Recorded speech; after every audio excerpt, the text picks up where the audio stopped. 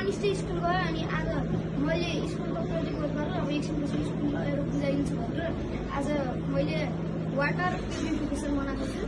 हेर्नु पहिला यसलाई यस्तो गरी सुरुमा यसलाई स्टोन हाल्ने, सुरुको कपमा चाहिँ स्टोन हाल्ने, सेकेन्डकोमा चाहिँ पेबल्स हाल्ने, अनि थर्डकोमा स्यान्ड हाल्ने, अनि फोर्थकोमा चाहिँ कटन हाल्ने।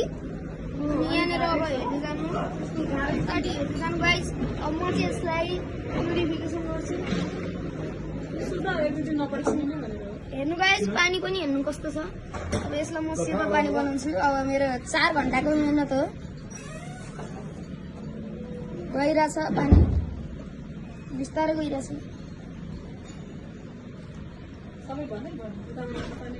यताबाट यता पुगिसक्यो, स्यान्डसम्म पानी पुगिसक्यो। अब यहाँसम्म त पानी पुग्ला जस्तो छैन। अलिकति पानी थपेर ल्याउनु पर्छ है।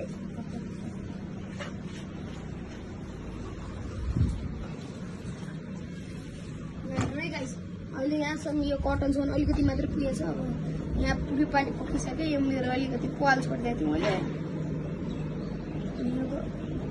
गइरहेछ बिस्तारै गइरहेछ कटनमा। अब लास्ट फास्ट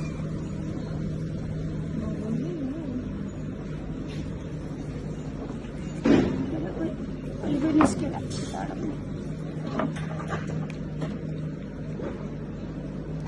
यत्रो भरिरहेछ। अलिकति कटन चाहिँ भइरहेको छैन। यो पानी बन्ने हो कि होइन?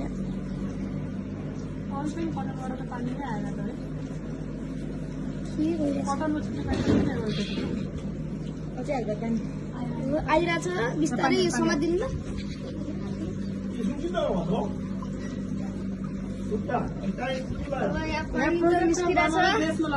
गाइस अब हेर्दै जानु, यो पानी प्युरिफिकेसन भइरहेछ।